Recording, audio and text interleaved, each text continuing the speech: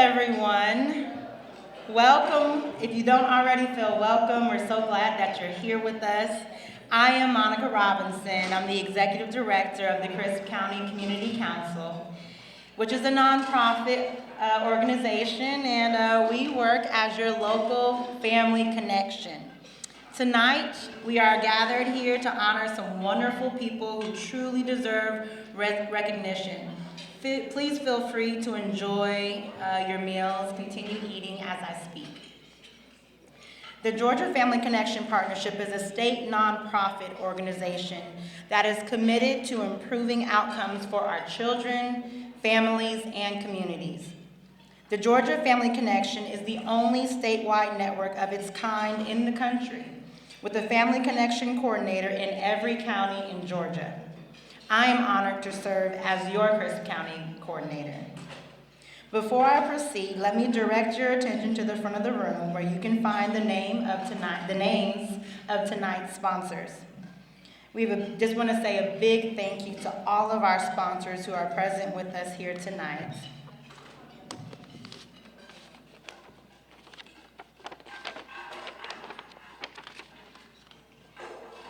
I would like to acknowledge our Board of Trustees, who are representatives from agencies and organizations that serve children and families in Crisp County. I appreciate their ongoing commitment to our work as they provide direction and leadership based on their expertise and knowledge in their field. I would like to ask the trustees, as I call out your names, to please stand and then remain standing until everyone has been called. Ms. Audrey Butler, Mr. Jeffrey Battle, Ms. Deshelle Davis, Ms. Charlotte Dobbs, Ms. Lauren Fletcher, Mr. Gene Ford, Mr. Clark Harrell, Mrs. Cindy Hughes, Ms. Shakira Joyner, Mr. Malcolm King, Ms. Shelvia Kuntz, Ms. Kylie Ray Little, Mr. Hunter Little, Kristen Pack, Mr. Darren Reed, Ms. Angela Redding, Mrs. Monica Simmons, Mrs. Lisa Simpson, Ms. Patricia Williams, Ms. Paula Woodall, and Mr. Skip Wright.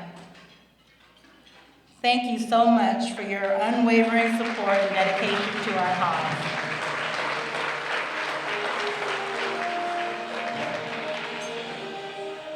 It's truly invaluable, and I thank you on behalf of the entire community.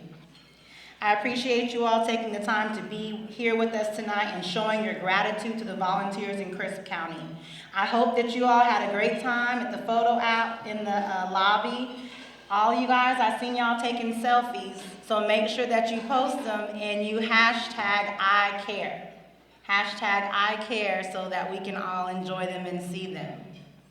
Also, if you'll flip over the sponsor list on the table, you'll see that there's a QR code, and I'd love for all of you to follow us on Facebook. If you scan that QR code with your phone camera, it'll take you directly to our Facebook, and you can like and be notified about all of the different community activities and events that we have and we help share.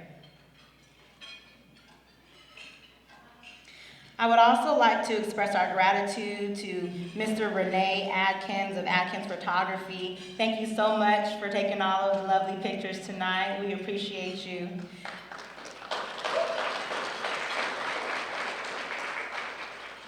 And I'm going to post them on our Facebook as soon as I get them. Don't forget to like it. I'd also like to express our gratitude to all of our donors and contributors to the collaborative. Your donations are very much appreciated, and they help fund the work of the collaborative to positively impact child well-being in Crisp County. If you would like to donate today, any one of our trustees will be happy to accept your contribution at the end of our event.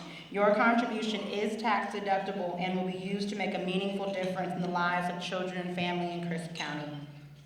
At the Crisp Family Connection, we believe that working together starts with a conversation. Our strategy teams focus on addressing the challenges we face as a community. We have a strategy team that addresses increased school success. that focuses on third grade reading scores. We have a mental health strategy team that collaborates among mental health service providers. We have the family support cohort and Simply Sheltered to address the impact of homelessness, poverty, child abuse, and neglect, and a health and wellness coalition to promote and support healthy living for the families of Crisp County. In our committee and team meetings, we initiate conversations about the issues, we foster relationships, we share resources, and we advocate for systems changes when needed. We strive to work together for the health and productivity of our families and children in Crisp County. Now, ladies and gentlemen, it is my distinct pleasure to introduce our esteemed guest speaker for the evening, which is Mr. Stephen Gottney. Mr. Stephen Gottney is the president and CEO of Crisp Regional Hospital. He's a native of Gadsden, Alabama. Steve spent his formative years on his grandparents' family farm in Etowah County. Did I say it right, Mr. Gottney? Etowah. He fostering early values of dedication and community. He holds a bachelor's degree in nursing from the University of Alabama and a Master of Science degree from the University of Alabama at Birmingham. Steve is also a fellow of the American College of Healthcare Executives, a testament to his commitment to healthcare leadership. His management career began at the Lions Eye Foundation Clinic, now the UAB Cowhan Eye Foundation Hospital, where he served as manager. This role was followed by an administrative residency with the Birmingham Baptist Health System, where he gained significant experience in rural hospital operations. Prior to joining Crisp Regional in Cordele in 2010, Steve served for 14 years as president and CEO of Citizens Baptist Medical Center in Talladega, Alabama. Beyond his professional achievements, Steve is devoted to his family. He and his wife, Lori McDougall Gottney, have been married for 40 years. Lori, also a healthcare professional, holds a doctorate in nursing practice, and works as an acute care nurse practitioner in cardiology. Together, they have 3 adult sons, 2 daughter-in-laws, and 6 grandchildren. Steve is deeply committed to community service, focusing on enhancing healthcare access and quality, particularly in rural Georgia. His leadership at Crisp Regional Hospital reflects his lifelong dedication to advancing health and well-being in the communities he serves. Please help me welcome Mr. Stephen Gottney to the stage.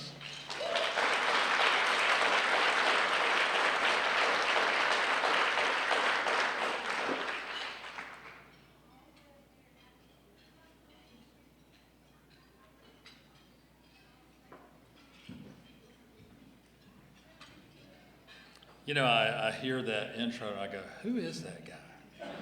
You know, I mean, I'm not sure I'm that anywhere near as impressive as maybe that, at least it sounded to me anyway. But thank you for being here. Thank you for the opportunity to speak. It's an indication that this organization has got it's put its money where it needs to be, not necessarily bring in top-notch speakers. So I'll stop there.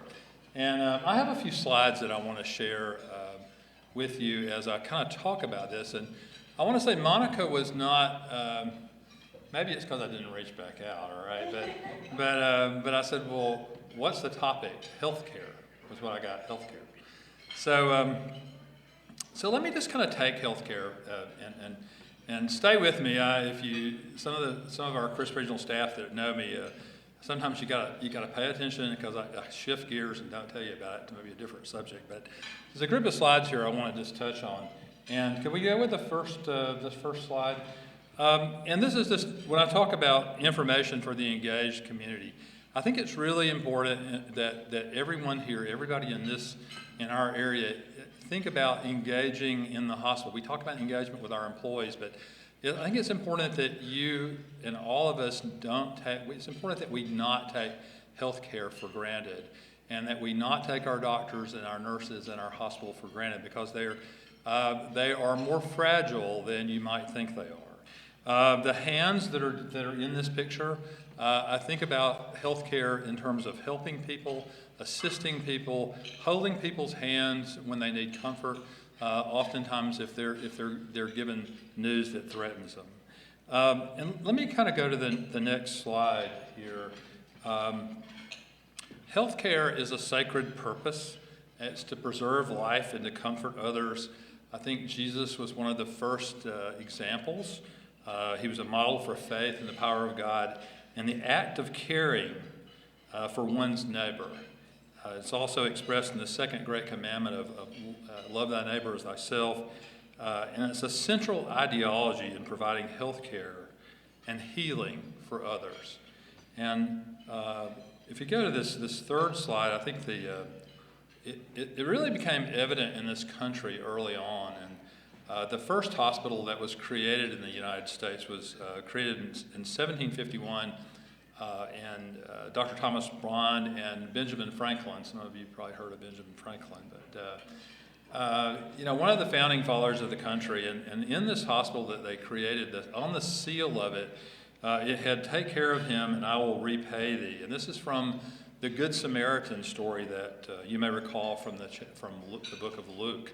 And it's where a person rescued a stranger and then took that stranger to an inn and then paid the innkeeper an amount of money and said, if it requires more, I'll pay you more when I come back through. And so it becomes this idea that we're here, and we're called on to take care of each other.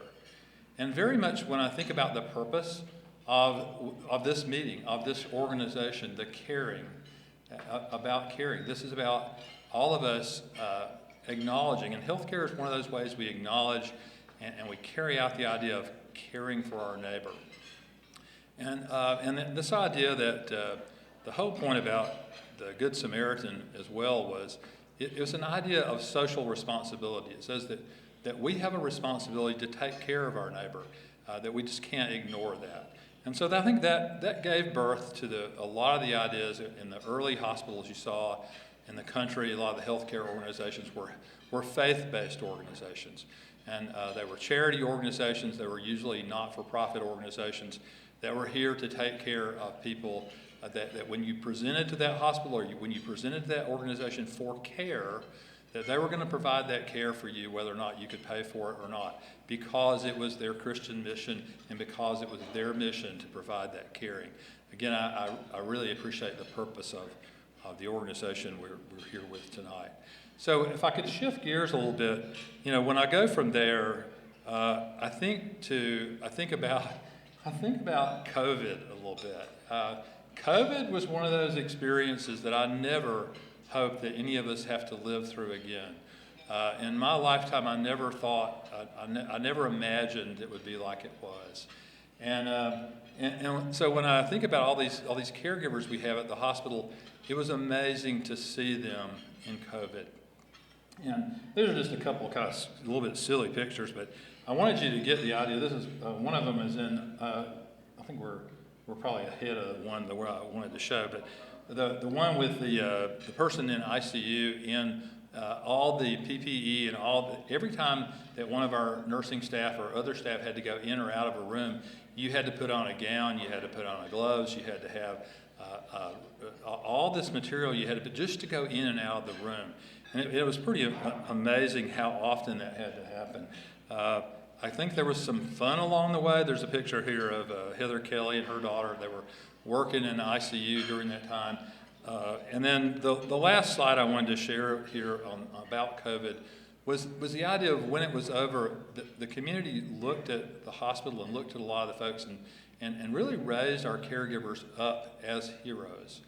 And I think they were heroes for literally, if I think back to that time, some of these staff who were in the hospital there, putting on this gown and gloves, taking care of patients, there was times when I think there was one point we had 19 patients on ventilators. The oxygen supply to the hospital had to be refilled every day, because it was simply not designed to ever have, at Crisp Regional, it was never designed to have that many patients. You could not transfer patients anywhere else because the other hospitals were all full as well. So, and again, early on, these caregivers, they were told that they should isolate themselves from their own families.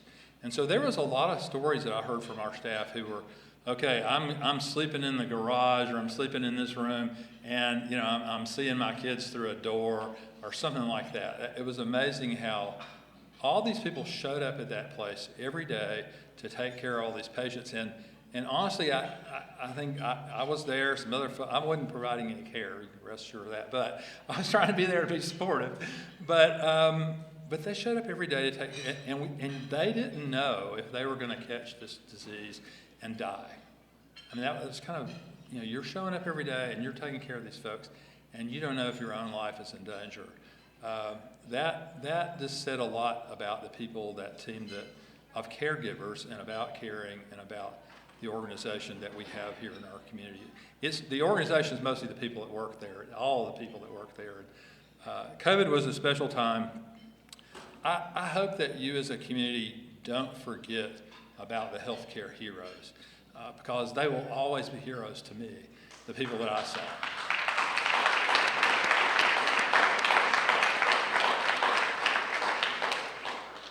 So, a part of that thank you so much I'm going to say thank you for the clapping. Certainly the people who were there deserved that. So if I shift there and think about the mission that we're trying to accomplish and things we're trying to do there, caring is a part of it, but another way that we show caring at this hospital is that we focus on the quality of care that we give. A few years ago, and you heard the story that I spent a few years in Talladega at a hospital there, we had an old surgeon, and he said, you know, there's somebody that a person could come in here and we could do everything right, but if something goes wrong and the patient has a bad outcome, you know, it was because we were probably incompetent, or that's what people think. On the other hand, he said if the same person goes to a hospital 60 miles away in Birmingham, which is like a tertiary care center, and they have a bad outcome there, what people say is, well, that was the will of God. They did the best they could. And so my point in telling that is I feel like as a rural hospital, in a smaller community, we have this hurdle that we have to be good. Our quality, we have to be able to stand on the quality and say that we have done everything that we know to do, and we need to be able to demonstrate that in publicly reported quality measures and some of the things that we do. So if we go to the next slide, these are just some of the examples of some of the work that the staff is involved in. This is the emergency services. We operate a level 3 trauma center, a level 3 emergency cardiac care center. We were among the first 6 hospitals in Georgia to be recognized as an acute-ready remote treatment stroke center. And we've been recognized with a Silver Plus Award for stroke by the American Heart Association. We go to the next slide. We deliver about, I was almost curious to say how many people came into the world at Crisp Regional, but you don't have to acknowledge that, but a lot of people did. But about 350 souls or more come to the world every year at Crisp Regional. And our staff, same kind of thing, we have to be the best of the best. And so the Crisp Regional Women's Center, these are all things that you don't have to do, but they have a designation as baby-friendly from Baby-Friendly USA. They've achieved the maternal levels of care verification from the Joint Commission and the American College of Obstetrics and Gynecology. Still an amazing for this group of people who is performing at a very high level to take care of you and your family and your loved ones. And then finally, this last piece is a quality award from the Georgia Hospital Association 2024 Patient Safety and Quality Awards related to health equity approach to pre-admission prevention, and third place for implementation of the multidisciplinary process for managing positive cultures and post-discharge. I'm not going to try to explain what that is, or I'm sure that somebody could in the audience, but the whole point is that one of our critical factors, critical things for success, our team believes that we have to be recognized for the quality of care that we provide. And these are just some of the things that staff at that hospital is constantly doing every day that they don't necessarily have to do, but they're doing because they feel it's important to have. It shows they're caring for this community if we do those things. So shift gears with me a little bit, one more time, probably not the last time. But I want to talk about just hospitals in general and kind of where Crisp Regional kind of fits into some of that, or I should say our community hospital. So this is 84% of the hospitals in America are community hospitals, and you can see the mix on this slide, number of hospitals by type. Go to the next slide, 58% of the hospitals in the country are non-government, not-for-profit. You can see 24% are investor-owned. There were for-profit hospitals. 18% are state or local government. Our Crisp Regional is what we usually refer to as a quasi-governmental hospital because the assets of the hospital are actually owned by the Hospital Authority of Crisp County, and it's operated by Crisp Regional, which is a private group. But it is all about serving the people of this county and this area and this region. If we go to the next slide, just to, again, some education about urban hospitals, there's about something over 5,000 hospitals in the country, 65% are urban, 35% are rural.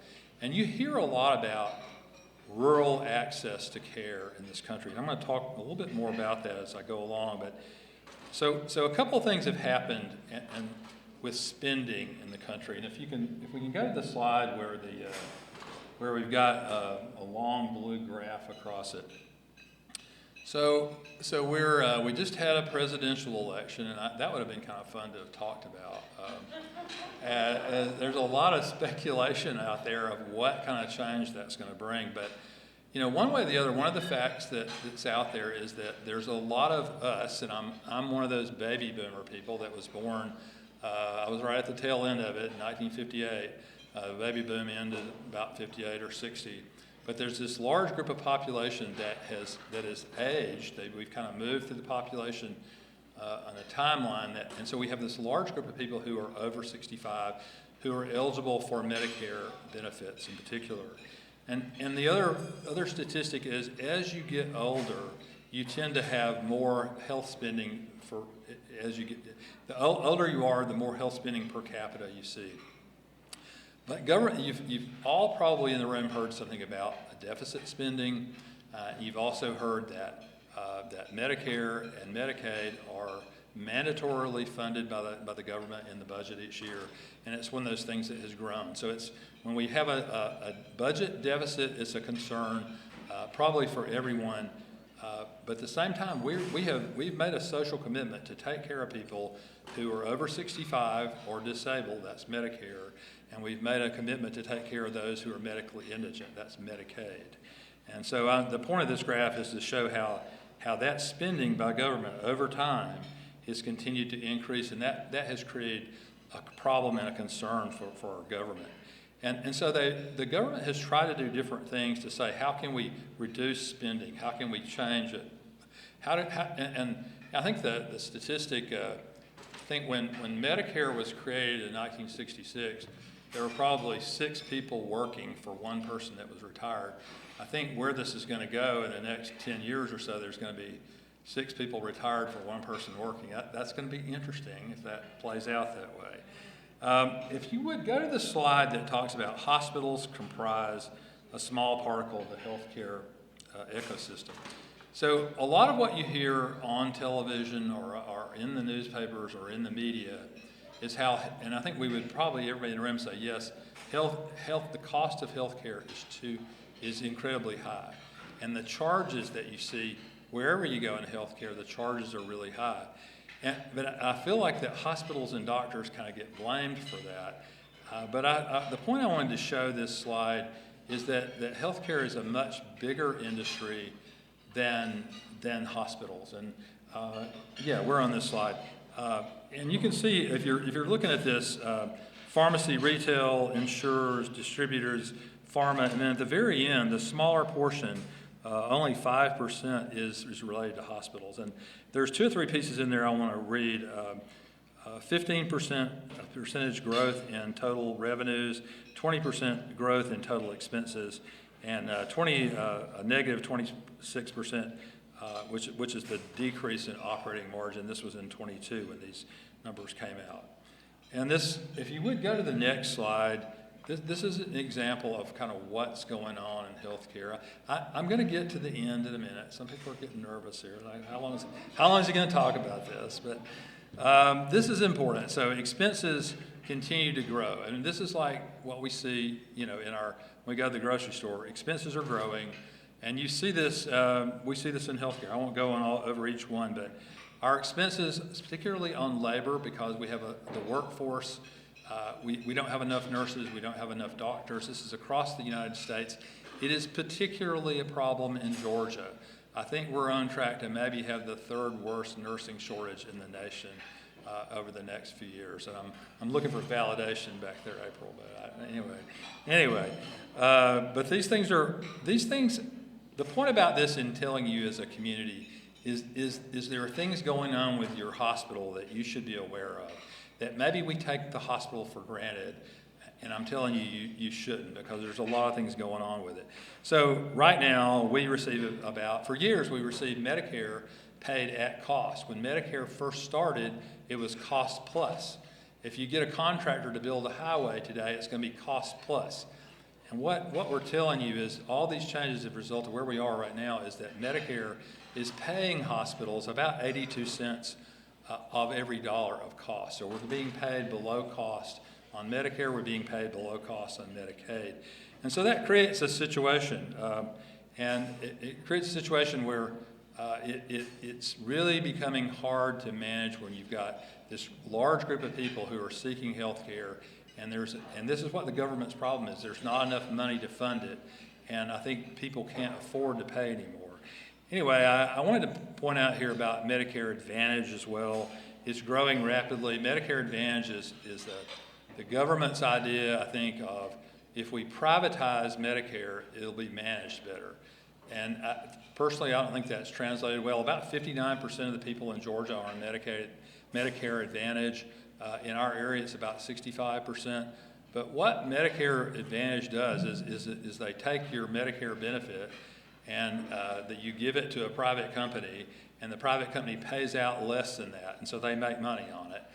But what it results is that hospitals get paid less, patients get more out-of-pocket expenses, and there's more opportunities for denials and more opportunities for delayed prior authorizations. A lot about that in the news. Couple points here as I get toward the end of this is when we look at who's winning, where's the money going in healthcare, I thought this was an interesting slide, if you're to that one, where United Health Group in 2010 had a $7.66 billion profit. In 2023, it was $32.4 billion. Okay, that hasn't been our experience at Crisp Regional, I assure you. So, but this is an example of mostly the insurance companies who are out there. And I don't hear people blaming the insurance companies, but I can tell you that it seems like they have a great deal of political power, and we need community power behind our hospital. So I want to go to the next slide that talks about net revenues, and I'm particularly proud of what the team at Crisp Regional has done over several years. And when you say net revenue, this is the money that comes in after insurance is paid, after things. This is the money that has come into the hospital. And you can see as an organization, we've been pretty successful at creating new services over the last few years. Now, I don't have that on my iPad up here, but pay attention to the last couple of numbers at the top. And let's go to the next slide. So we've been successful at growing net revenue. Unfortunately, we've been more successful at growing net expenses. So if you look out here to the last, so one of the things when you look at Crisp Regional, I think it's been great over the years. Our board and our staff, we've had a good stable organization that's gone along. But this change in Medicare has affected us. It's affected all hospitals. And if you paid attention to those numbers the last couple of years, the expenses are actually slightly higher than what the net revenues are. That was my point. So kind of come back to a little bit of a sum up here. Growing Crisp Regional. I think Crisp Regional has to continue to grow. And I think we've been really successful at always having the best technology. You see some of the construction that's going on now, that is to construct new operating rooms, not just because we needed new ones, but because the ones that were there were built 30-something years ago. They're at a minimum size compared to what we need today. We've invested in robotic surgical equipment and systems, both for general surgery, orthopedic surgery, and recently in urology surgery. So a lot going on there. The organization, and when I say annual economic benefit, so we employ like 850 people across all of Crisp Regional, and those people are about 60% of all that expense is associated with those people. Those people get paid, our employees get paid, and they go back out in the community and spend money on the things they need to support their family. I mean, this organization, it's a part of one of our values, is to be supportive of this community. It's a part of this community, and it's a big economic engine in this community. And I'm not saying that to boast about it. I'm saying that because I want you to be aware and think about it as we go forward. It's very important that we take care of it as we go forward. So, and then our challenges were reduced reimbursement. I've talked a little bit about that. And I want to get to what we can do. And if you can go on to the next slide. So I want to talk about Georgia Heart. And I want to be really thoughtful about this. But Georgia Heart is a program that was created by the Georgia legislature in 2017. And a lot of it was a recognition that there needed to be help for Georgia's rural hospitals, like Crisp Regional. There's about 30 hospitals in Georgia right now, rural hospitals, that are in financial trouble. We're not one of those hospitals, but it can happen out there if we don't pay attention to it. But Georgia Heart was a program created by the legislature. It had they allocated $70 million that can go to those hospitals to help them, to help them buy equipment, to help them stay updated. And if you read down the side of this,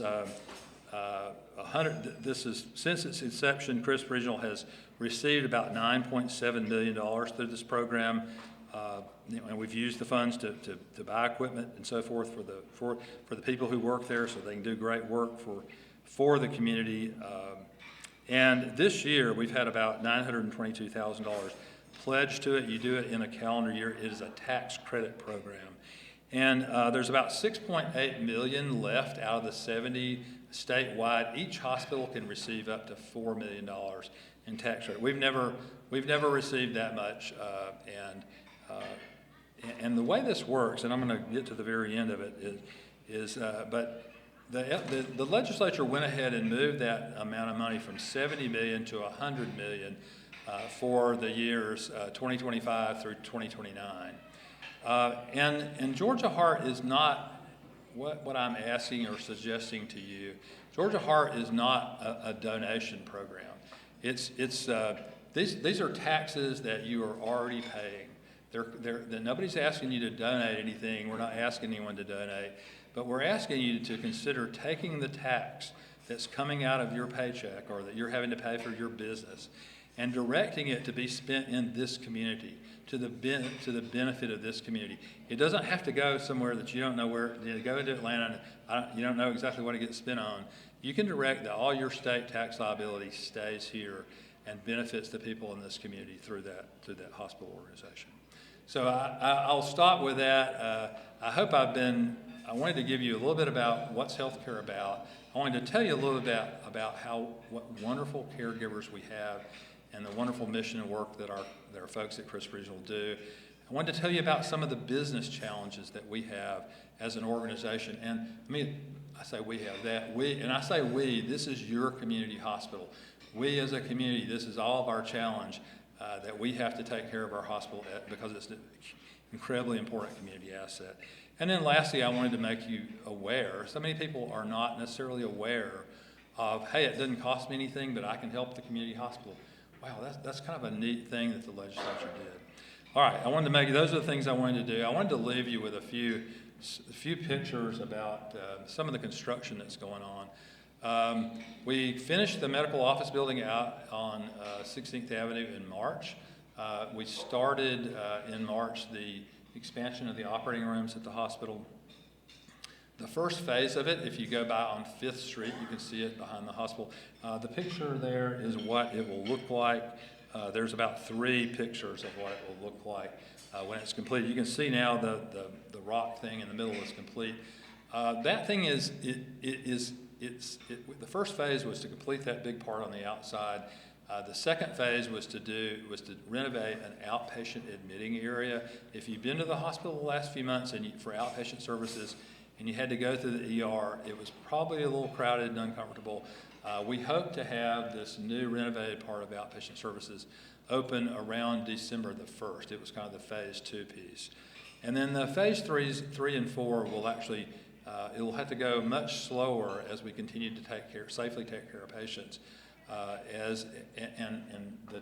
and the space between the old OR and the new OR kind of become integrated. I think we'll see that. One of the ORs will merge that beginning the first part of December. But all that will take place. The project will not actually finish until next, I want to say Labor Day. I want to say it's scheduled for August. I'm guessing it'll go a little bit further than that. And I want to leave you lastly with a thank you slide at the end and say, thank you for paying attention and listening and giving me this opportunity to talk about an organization and a group of people that I absolutely love and that are here to care for you when you need them. Thank you.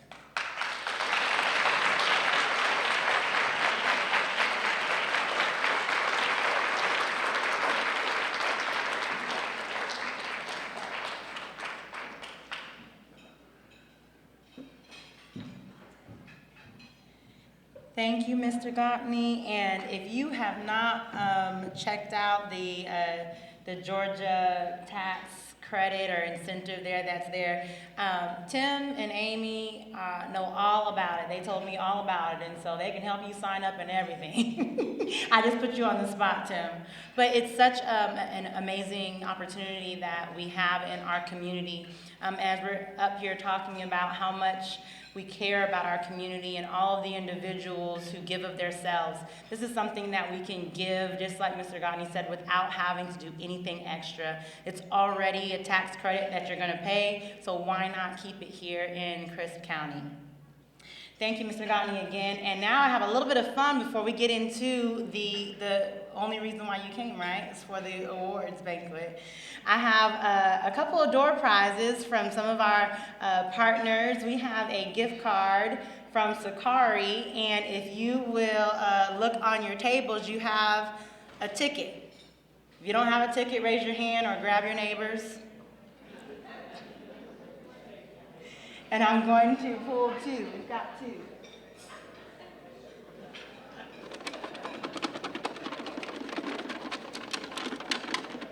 I think I put that. The key. That key. You have the key over there. Let me see. If one will come out. There we go. All right, first winner is 179763. 179, bingo! We got a bingo.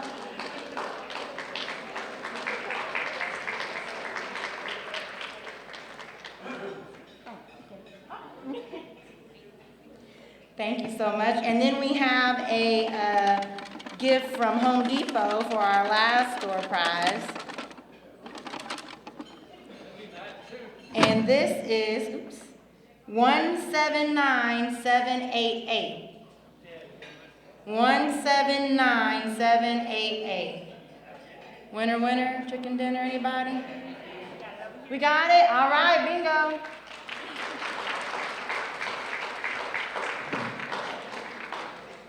Thank you all so much again, and now we'll begin our award ceremony with Ms. Shelvia Kuntz.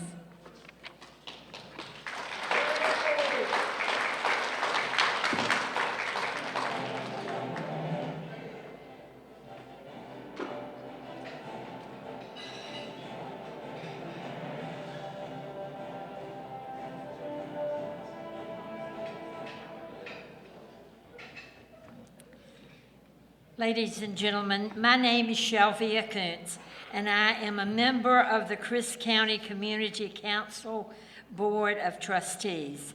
and it is with great admiration and respect that I stand before you tonight to nominate an exceptional individual for the Chris County Care Award. Despite living with a brain tumor, this person has transformed their personal journey into a powerful mission to raise awareness about neurological health conditions, including brain aneurysms, brain tumors, brain cancers, Alzheimer's disease, multiple sclerosis, and stroke prevention. Their unwavering commitment to promoting brain health resonates with individuals of all ages and backgrounds, reminding us all that your brain matters. The impact on the Cordell community and surrounding areas is profound. This individual actively participates in and hosts health fairs and workshops and sponsors school projects to encourage healthy lifestyles and awareness of one's own body. The message is clear. Do not overlook headaches or other symptoms that may signal serious health matters. In addition to advocacy work, this person founded Swan's Ministry, which annually hosts an awards and recognition banquet to honor and remember those affected by neurological conditions. This event serves as a beacon of hope, demonstrating through faith, hope, and love that an abundant life is possible in any circumstance. Their personal tragedy has become a life strategy from which others can learn. They have authored several books to inspire and motivate both children and adults facing similar challenges. The message of brain awareness has reached local news outlets, radio and television, and they've participated in the Orlando, Florida Health and Gospel Fest to further spread this important message. This individual's work has inspired many to give back to the community. Their beloved Chris County High School class of 1989 has supported these efforts, including sponsoring a toy drive for children with brain cancer or tumors at Eggleston's Hospital in Atlanta. Numerous businesses, local doctors, nurses, pastors, principals, teachers, and other community are stakeholders who have partnered to raise awareness about brain health. She is a true inspiration, and their dedication to improving the lives of others makes them a deserving candidate for the Chris County Care Award. Please join me in congratulating Miss Angela Wilcox.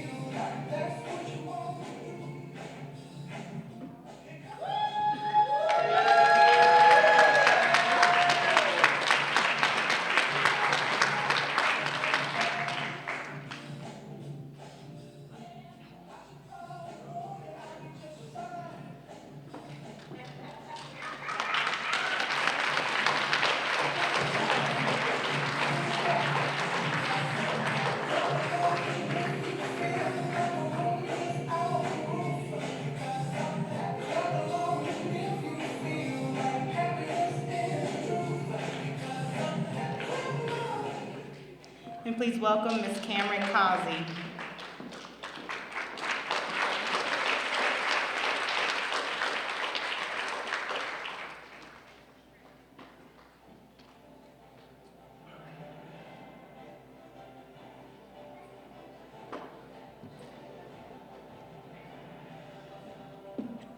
Ladies and gentlemen, esteemed guests and members of the Crisp County community, my name is Dr. Cameron Causey. I'm the Program Director for the Physical Therapist Assistant Program and the Director of the Cordell Center at Albany State University.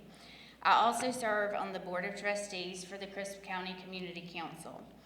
It is with great honor and admiration that I stand before you today to present the Crisp County Care Award to an individual whose dedication and passion for service has left an indelible mark on our community.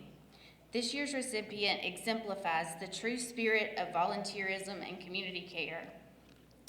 This individual has been a cornerstone of the success of the Kiwanis Club in Cordell, where their passion for nurturing the next generation shines brightly. Their longstanding involvement with youth programs is a testament to their commitment to shaping the future. Whether coaching Little League or bringing the Upward program to Crisp County, they have spent countless hours investing in the lives of young people.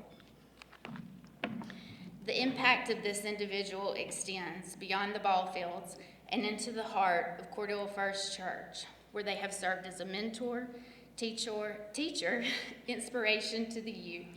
Their dedication, spiritual and personal growth of young people is truly commendable, and their influence is felt deeply by all who have had the privilege of learning from them. In addition to their work with Kiwanis and the church, this individual and respected member is a member of the Cordelia Masonic Lodge. There, they continue to exemplify the values of brotherhood, charity, and service, further solidifying their role as a pillar of our community. The contributions of this individual to these organizations and their broader community involvement make them a role model for all of us. Their unwavering commitment to service is evident in the excitement they bring to each event and act of kindness. Whether through 20 years of coaching Little League, baseball, coaching soccer, or serving as a mentor to youth, they have dedicated much of their life to serving others. I have fond memories of seeing this individual at the ball field when I was younger.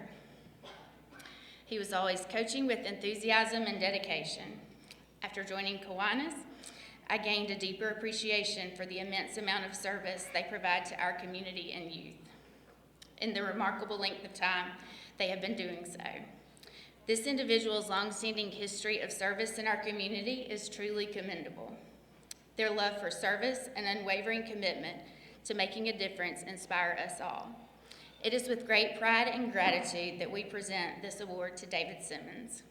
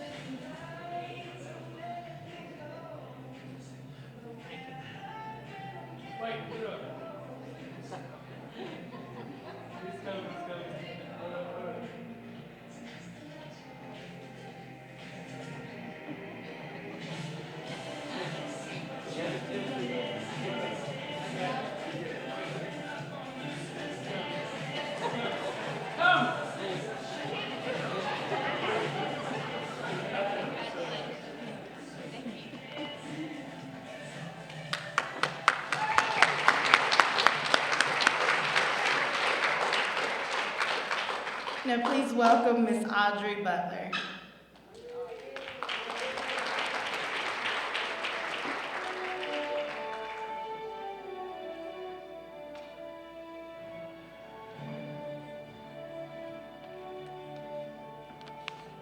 Good evening, everyone. Good evening. Thank you. I'm a member of the Crisp County Community Council. My name is Audrey Butler. I'm also the Resident Services at the Cordell Housing Authority. I also serve as the Vice Chairman of the Crisp County Community Council Board of Trustees. I stand before you tonight to present the Crisp County Award to an organization that has consistently demonstrated a profound commitment to service and community betterment. Their mission is to serve the needs of individuals and families in Chris County, and they have made significant impacts. Their efforts have touched countless lives, from organizing vision screenings and providing eye care assistance to supporting local charities and community projects. They have shown time and time again that they are dedicated to making a difference to the community. With their work extends far beyond the immediate projects. They have fostered a sense of unity and collaboration with our community, bringing together individuals from all walks of life to work together towards common goal. Their commitment to service not only common goals, but also to address pressing needs, but also inspires others to get involved and give back, creating a ripple effect of kindness and generosity throughout Chris County. The members amplify the values of leadership, compassion, and dedication. Their tireless efforts and selfless contributions are a testament to the power of community service, whether it's through organizing events, fundraising for local causes, or volunteering their time and resources. The members are always ready to lend a helping hand. Tonight we honor and celebrate, not just for their past achievements, but for their ongoing commitment to serving our community. Their passion for helping others and their unwavering spirit of service inspires all to strive for a better, more compassionate world. It is with heart appreciation and respect that we present the Chris County Care Award to the Cordials Lions Club.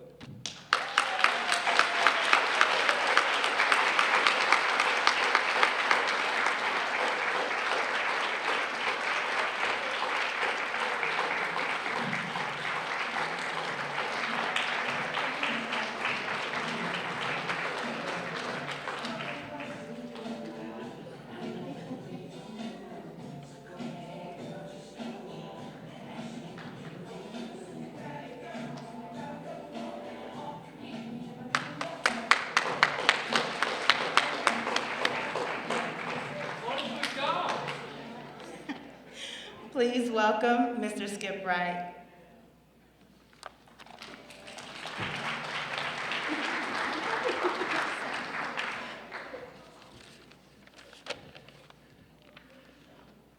I've got 2 pages to read here and 2 pages to read here, so y'all relax and just get comfortable.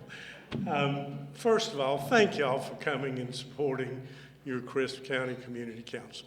That's a wonderful thing. We appreciate it.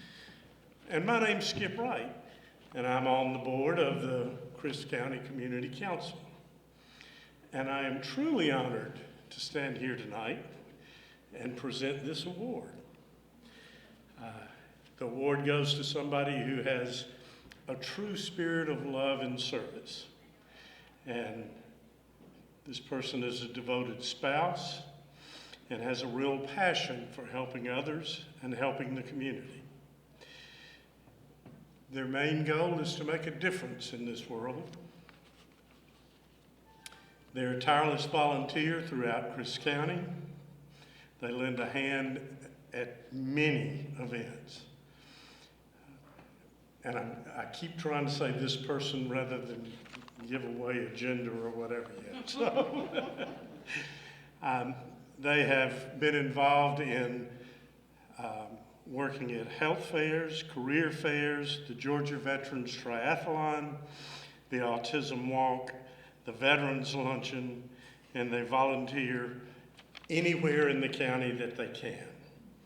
They've been very involved in their church, which I'll name later. The scholarships that they give to young students. They work with work-based learning programs, mentorships, church ministries, food pantries, and many other events in this community. Their dedication is truly inspiring, and this person pours all of their heart and energy and soul into the projects that they're involved in. They've been recognized both regionally and nationally, and tonight we get to recognize this person locally. They're a humble leader, and they're an inspiration to all the people around them. They love the Lord, and their love for others shines through in all of their actions. Their faith, leadership, and balance in life truly set this person apart. This person gives selflessly, expecting nothing in return. Worked as a fundraiser and given countless hours to various causes in this community. I will tell you that I've been a patient of this person. I had the pleasure of working with this person. And with that, I will tell you, it is truly with great pride that I get to stand here and present an award to Bridget Adcock.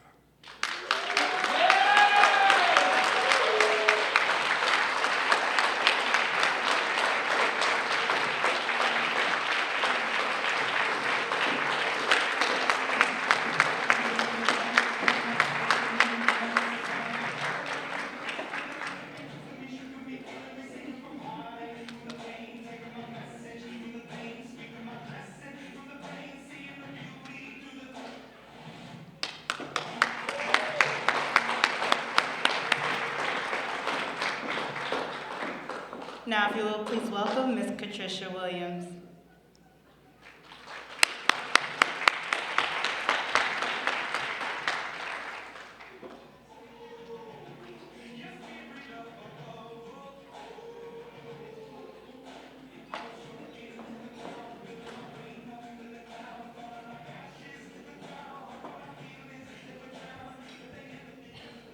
Good afternoon. Good evening, Tim. I am Patricia Williams, and I am a member of the Chris County Community Council Board of Trustees, and I work for the Department of Public Health as the District Youth Development Coordinator with Adolescent Health and Youth Development. Can y'all all say it with me? That was a joke. But I'm excited, and I'm looking forward to tonight's recipients for the award coming up tonight. This is an individual that I think just about everybody in Chris County knows this person, but I want to find my spot and due diligence. So today we gather to honor two remarkable individuals who embody the true spirit of service and compassion.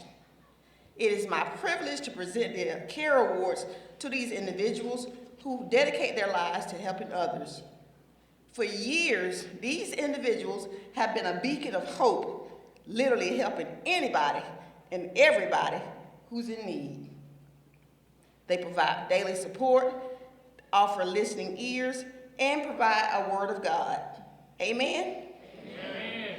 Their message is simple, but yet profound: to love the community, and most importantly, to love one another. Can I get another amen? Amen.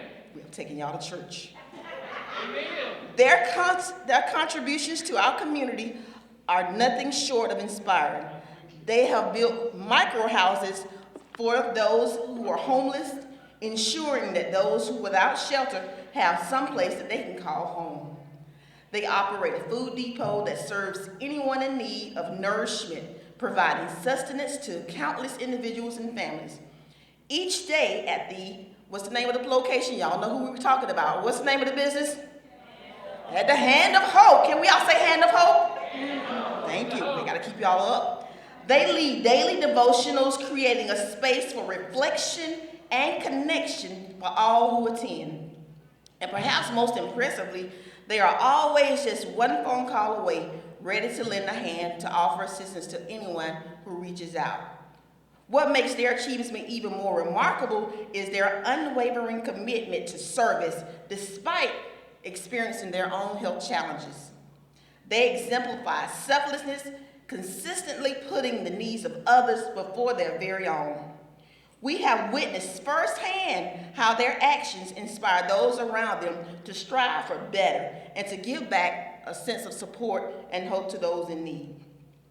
Over the years, they've helped individuals to secure jobs, provide job training and education, empowering others to improve their lives.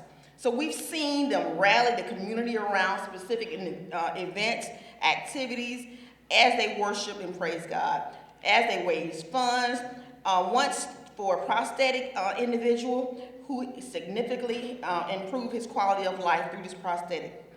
Their dedication to uplifting others is a testament to their character and their love for this community.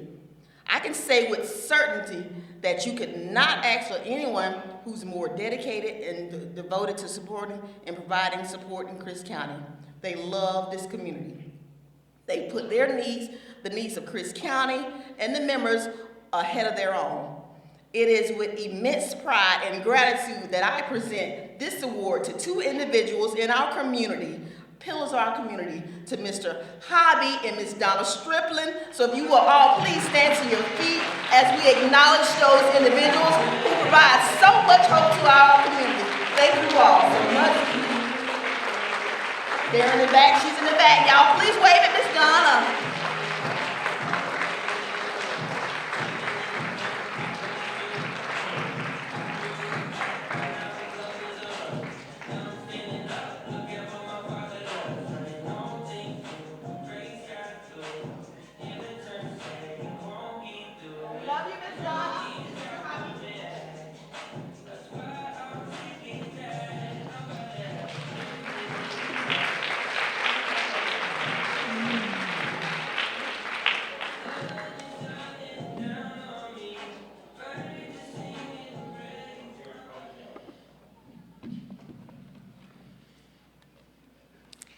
It is with great joy and admiration that I stand before you to present a Chris County Care Award to an individual whose heart and actions embody the true spirit of community service.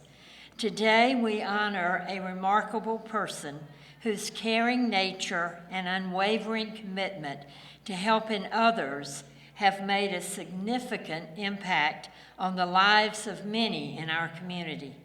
This individual is known as the handyman for many of the Chris Regional Auxiliary members and countless others.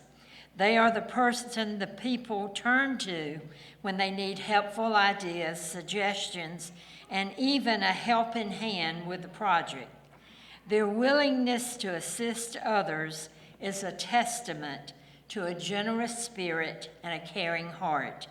One shining example of this kindness occurred when they noticed that the bench in front of Save-A-Lot, now Cost Cutters, was in need of repair.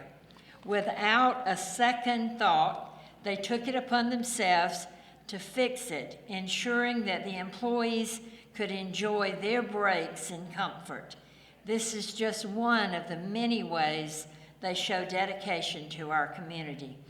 This person's compassion extends beyond our local area. While visiting Publix in Albany, they encountered two individuals struggling with a flat tire, while others walked right by them. This person stepped in to help, demonstrating an innate desire to assist those in need. If they see a need, they don't hesitate to lend a hand. In addition to their handyman skills, this individual is a generous gardener. They share the fruits of their labor with many, providing fresh produce to friends, neighbors, and anyone in need. They also invest in large bags of peanuts, which they boil and share with a wide array of people, including the trash collectors, the mail deliverers, and the hospital cafeteria workers. Their generosity knows no bounds, and they spread joy wherever they go. This individual is also an integral part of the Faith in Action wheelchair ramp builders and the Concerned Citizens That Care, led by Johnny and Barbara Dennis.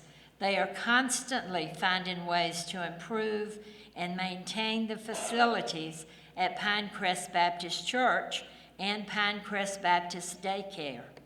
A perfect example of their dedication was when Pinecrest was hosting the community-wide trunk or treat event and needed help with a 220-volt popcorn machine. This caring individual stepped up and came to the rescue, ensuring that the event was a success. Today, we celebrate this remarkable person, not just for their many acts of kindness, but for the spirit of generosity and compassion that they bring to our community every day. Their selfless contributions inspire us all to be better neighbors and friends. It is with heartfelt appreciation that we present the Crisp County Care Award to Mr. Ronnie Gray.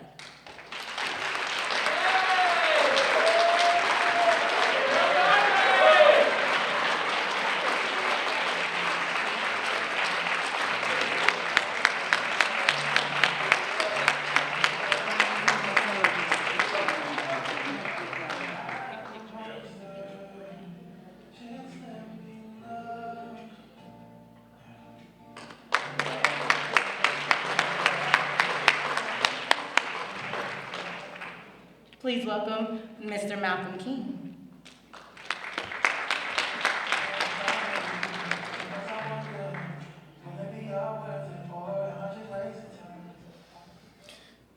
Ladies and gentlemen, my name is Malcolm King. I am the Programs Director at the Gateway Child Advocacy and Sexual Assault Center, and I'm also the Chairman of the Crisp County Community Council. And it is with great honor that I present an exceptional individual with the Crisp Care Award. For the past 7 years, we have witnessed the unwavering care and concern this person has shown for the Cordele community. Their impact on the lives of men, women, boys, and girls is truly remarkable as they consistently encourage and inspire others to become the best version of themselves. This person has hosted and sponsored a variety of community workshops and events aimed at raising awareness about the important health and social issues affecting the citizens of Crisp County. Their dedication is evident through initiatives such as Inspired to Inspire, the Daily Great Noonday Podcast, Marriage Chronicles, Heart of Inspiration Ministries for Youth.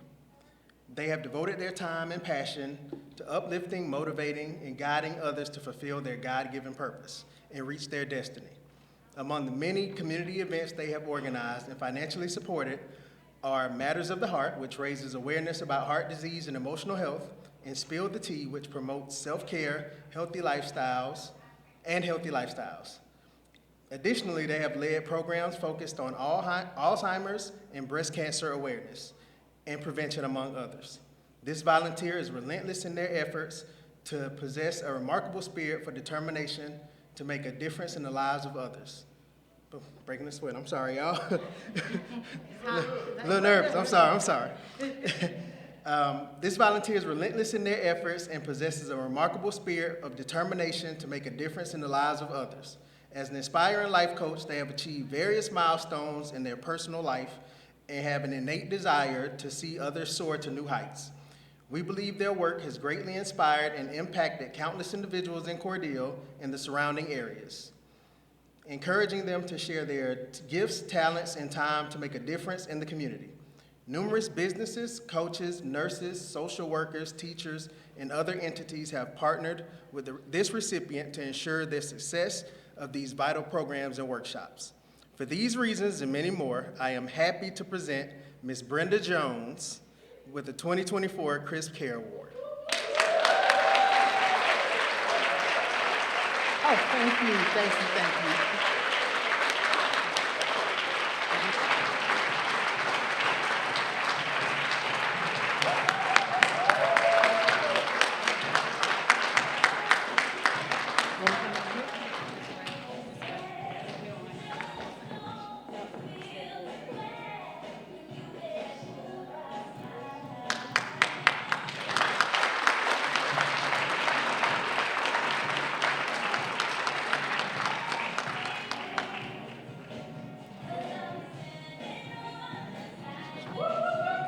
Yeah.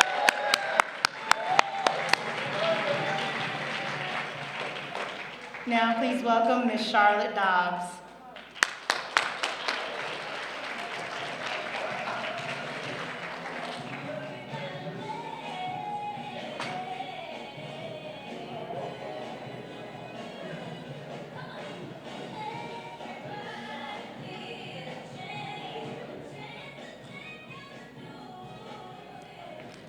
Good evening, everybody.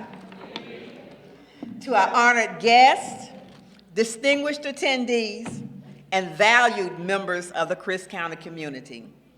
It is with immense and pride and gratitude that I stand before you today to present the Chris County Care Award to an organization that has profoundly impacted the lives of many in our community. My name is Charlotte Dobbs, and I am the Asset Management Director for Southwest Georgia United Empowerment Zone and a member of the Board of Trustees for the Chris County Community Council. Today, we honor the Daybreak Pregnancy Care Center. We honor them for their exceptional service, for their unwavering commitment to supporting individuals and families during some of the most challenging moments of their lives. The Daybreak Pregnancy Care Center has been a sanctuary of hope and compassion for those navigating the complexities of pregnancies and parenthood. Their dedication to providing comprehensive support, education, and care is truly remarkable. Through their efforts, they have created a nurturing environment where expectant mothers, families can find the guidance and the resources they need to make informed decisions and build strong, healthy families.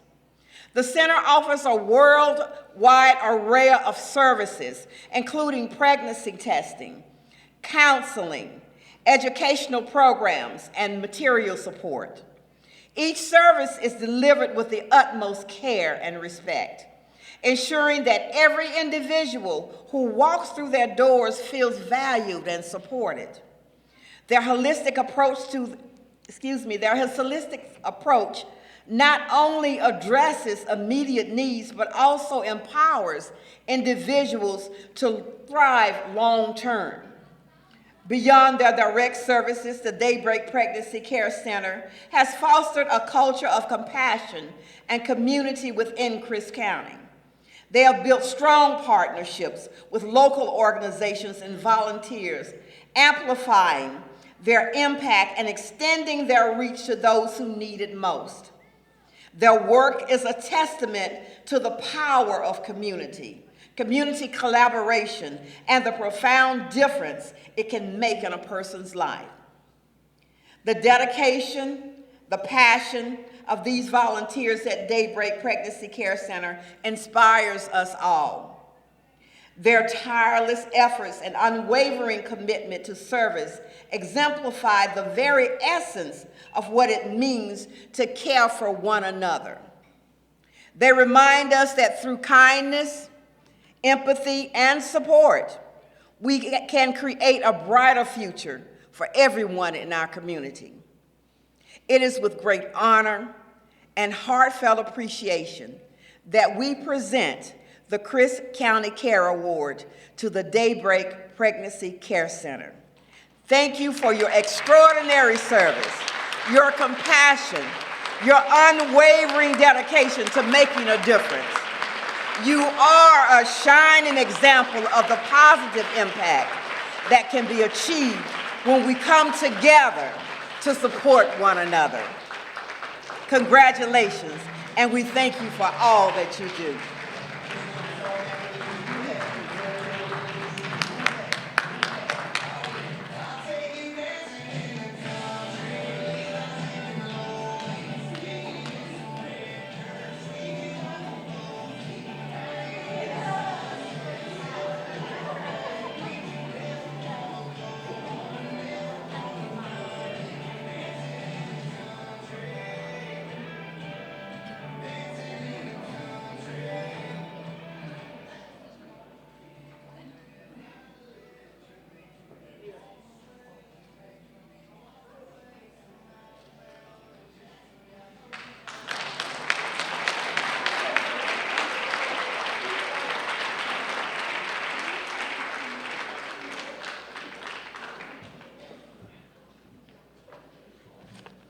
Thank you all so much. Can we give another round of applause to all of the recipients of the CARE Awards? You truly exemplify what it means to be a part of this community and to show your care for one another. We thank you again, all of our sponsors and all of you that support the Crisp County Community Council. Please join us for our collaborative meetings. We meet every fourth Thursday at 9:30 at the Dowdy Building, and we want you to be a part of the conversation. But now we want you to be a part of the dancing. We are here to celebrate those who work so hard in this community. And our awards banquet portion of this evening is over. But if you would like to stay, we have dancing. Thank you so much. Have a wonderful night.